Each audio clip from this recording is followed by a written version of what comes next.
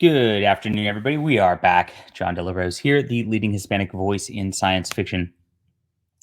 I'd intended to come to you today as I was going to go over the SFWA Nebula Award conference panels and roundly mock them as I had just coming up with the panels when they announced what the panels were. As this conference that is apparently a group of quote science fiction writers and professionals, really made a organization and a panel that was really not geared towards people who are professionals and already established in the industry, but most of it's geared towards newbies who are trying to make my first novel, and then of course the standard identity politics nonsense. It's really annoying. Unfortunately, I started looking for the conference today to try to find all the information because it is going on. I guess the reception's tomorrow, but a bunch of stuff's going on shortly. I guess it's just the finalist receptions tomorrow. I guess it's next weekend. Oh well. I thought it was this weekend. Oh well. But I went to their page, and it looks like I am now banned from commenting on their Facebook page. So not only are they hiding me from the general science fiction, sort of club, as I'm not allowed in, despite the fact that I qualify probably a lot more than a lot of their members that they bring in anyway. Most of them are not even professionals. They've just sold a couple short stories to a couple of the old guard magazines that are left, and they're kind of just floundering out there without any fan bases. But they're apparently just afraid of my thoughts reaching other science fiction authors in the industry at this point anyway. But I'm also sad because I went and I looked up the Nebula conference because I figured, oh gosh, they'll probably be streaming it on YouTube or something like that. I'll be able to Fisk it, make fun of their bad panels. They're just completely boring entertainment with a bunch of old cat ladies getting around pretending like they know anything. And unfortunately, I have some bad news there too. They're not streaming it on YouTube. They're doing it behind a paywall website, and they're doing it for a price of $158.61. Now, I thought I was going to have this today to do. And of course, guys, if you really want me to do this, I'll do it. I will do it if you guys really want me to do this. But that's a lot of money for a couple of online webinars. I do this every day on YouTube for free and better than they do for sure, because these are going to be a bunch of introverted cat ladies who are not going to be able to talk coherently about anything, let alone actually impart any useful information towards people that would actually go for professionals. But check out the way that they try to justify their $160. This is nuts. Okay. Access to online streaming the conference. That's what we're talking about, including panels and solo presentations. Well, great. Okay. You have access to my YouTube content on writing all the time anyway. Access to our archived content for 1 year. So basically, you get this and you get to watch it again for a full year. But I mean, are you really going to watch all this stuff again? Never. Socializing opportunities.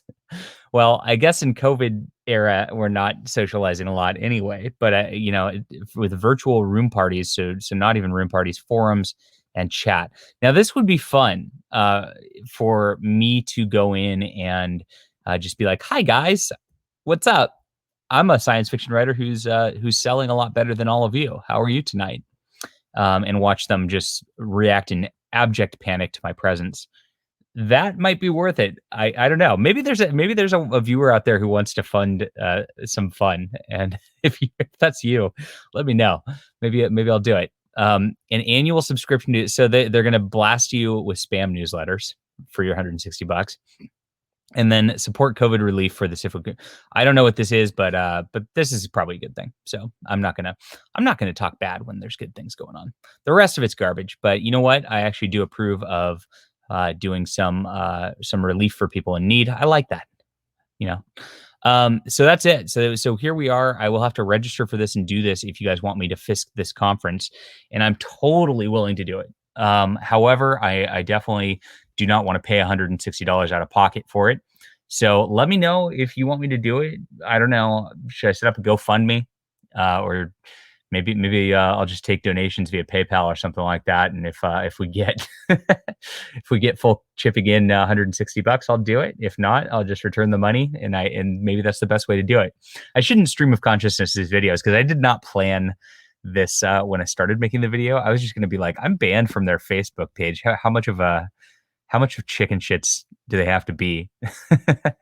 And then I was just going to tell you guys I'm not going to do the conference, but because I looked it up and I was wrong on the weekend, because it's next weekend, not this weekend, that gives us a week to figure this out if you guys want this. And I promise I will deliver very funny content. I mean, look at the nose ring. Let's just zoom in on can I zoom in on the nose ring? Look at that. Just pontificating about the nose ring makes me want to do this even more. So I don't know. Have a happy weekend. Leave a comment down below if you are interested in me doing this. And if you want to contribute to that. If not, that's great too. I've got like books out. I'd much prefer you give me money for books, because then I can give you something a lot better than a fisking, which will be funny. But this is actually quality entertainment with quality writing right here. Got my first 3 ratings already. So if you bought this already, please do leave a review on Amazon also. Look at this. Boom. I'm gonna toot my own horn here for a second, believe it or not. The beginning of an epic fantasy, a pleasant surprise. It feels very epic early on. Quality art, easy to follow story. I felt that it drew inspiration from John Carter. Yeah, a little more than that, but it's confirmed in a blurb on the final page. Yep. Fiona Wolf says, make this a monthly. And yeah, that's the goal here. Cloves actually is a very fast artist, and he can knock these out monthly if this ends up getting enough sales. So I would love to do that, and I would love to just do this monthly. But we do need to get there in the sales level in order to make this happen. So I'm committed to 3 issues. If you want beyond that, definitely come in and to actually support the comics.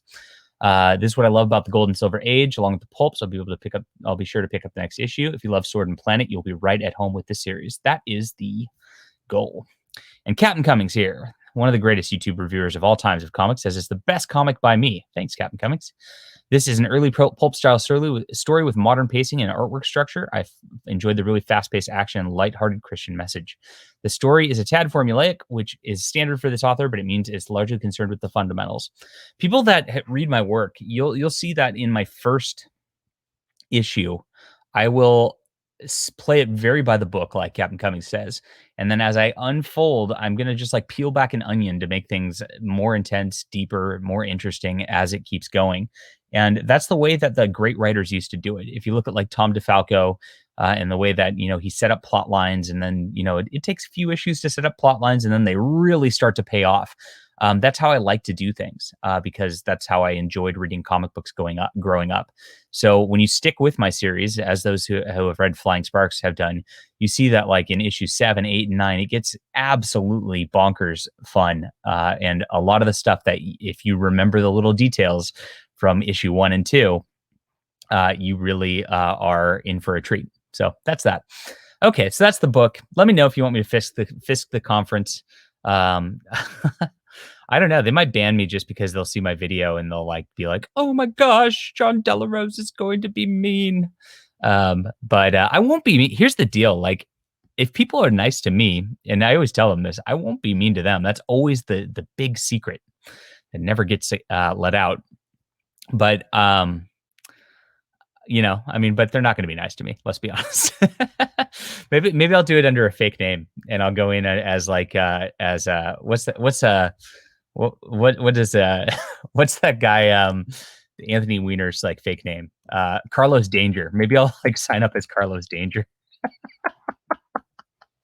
and hang out at the SFWA parties.